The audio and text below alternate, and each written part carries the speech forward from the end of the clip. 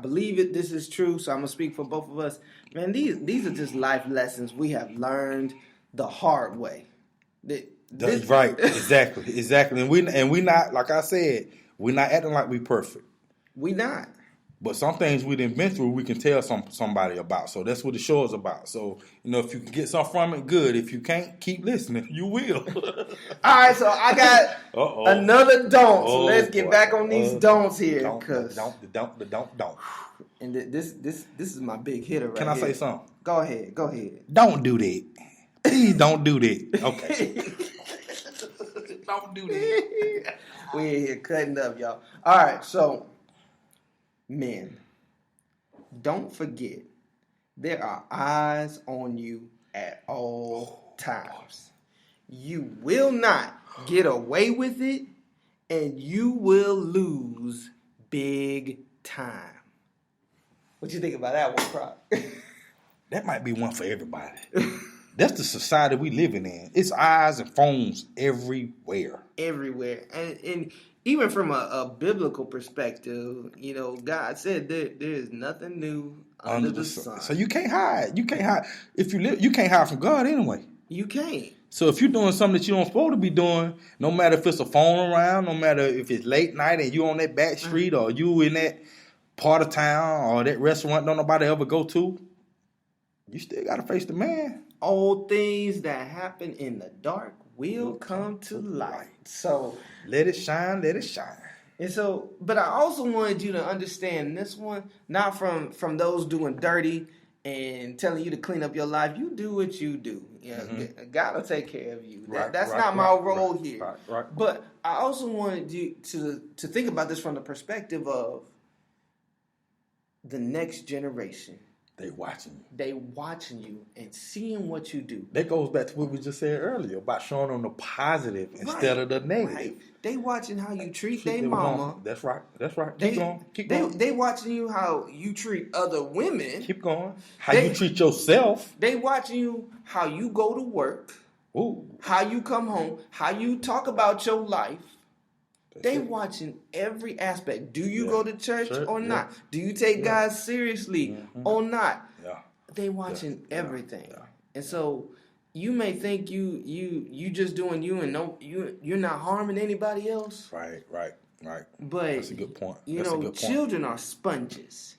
They soak it up. And they soak up everything. And they'll let you know too. They will quit. If you tell a child to do something, if you ask a child to do something that you hadn't done or something, or you don't want to do it, you ain't do it. You ain't do it. Well, you know what I tell them? I'm grown. That's my only comeback. Especially with the student. I tell them, you can't do what I do. I'm grown.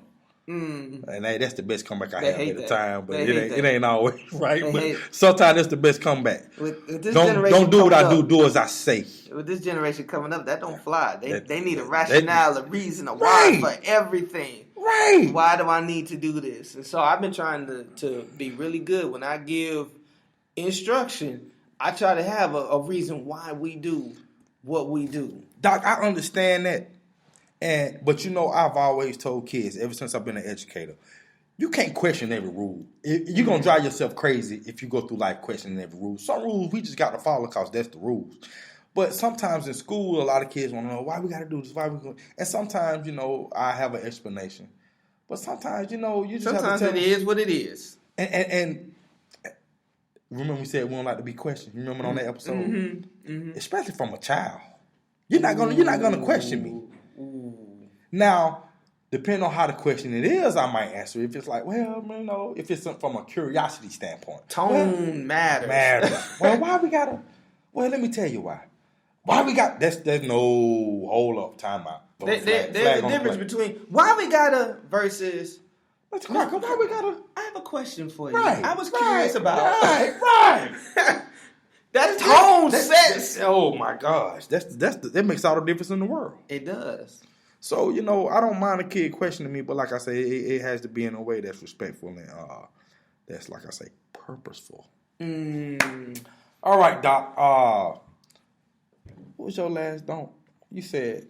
I said, forget there are eyes on you at all times. You won't get away with it, and you will lose big time. My next don't lose your head. Ooh. Keep your cool. It's so many people that get in trouble because they cannot keep their cool in certain situations.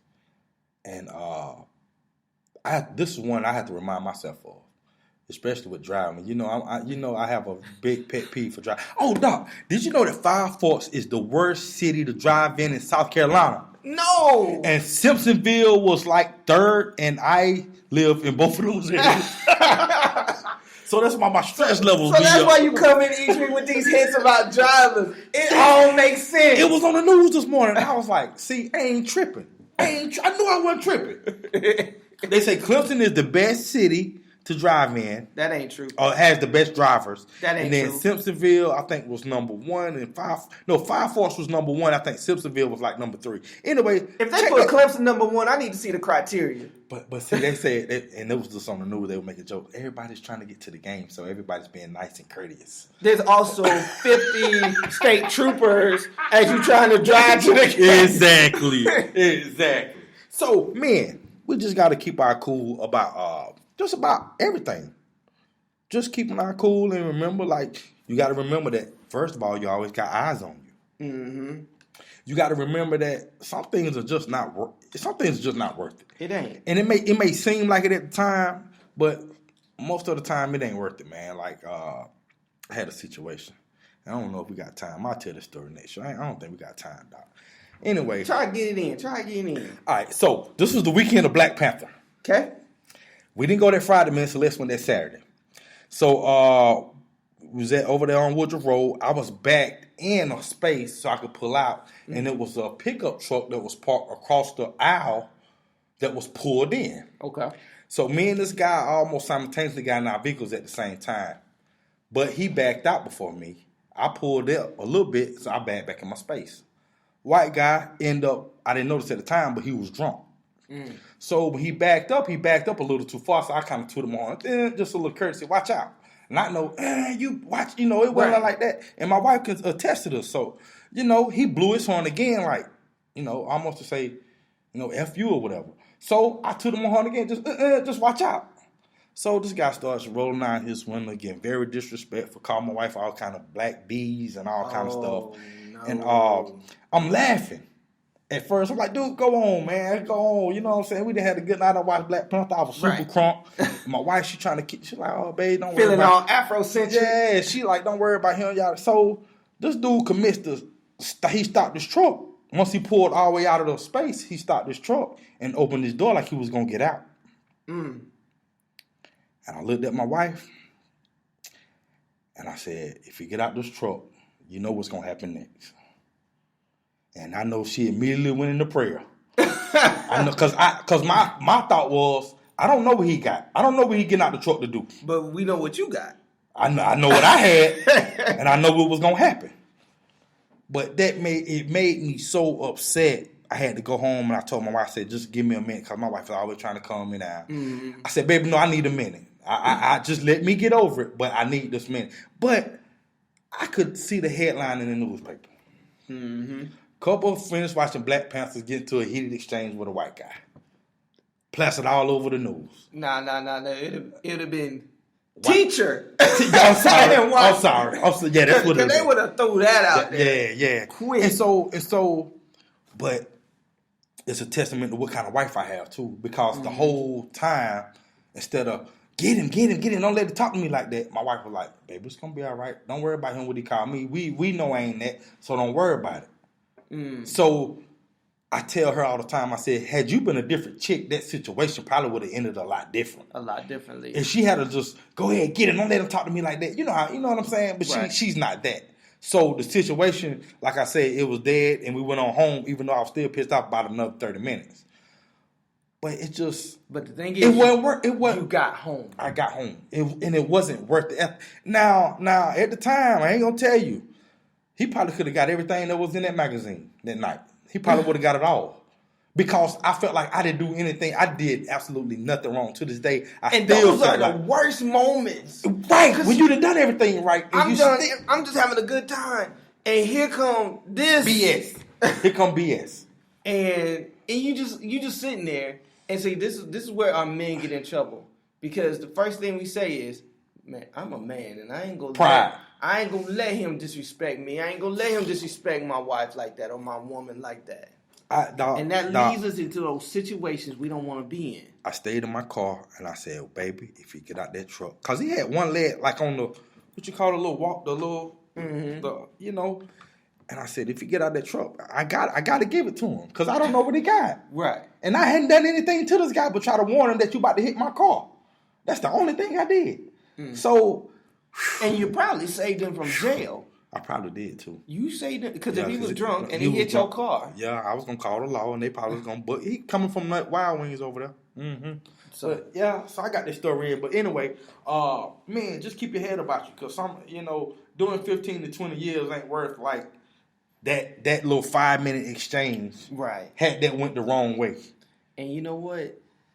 When we're dealing with the enemy of God, and if you're a man that's the head of a family, the best way to kill the family is to kill the head. It's just like a snake. You kill the snake by cutting the head off. And that's what we have to remember, that we're not only living for ourselves. Right. But that's another thing that'll make me flip too, because I got to be here any means necessary.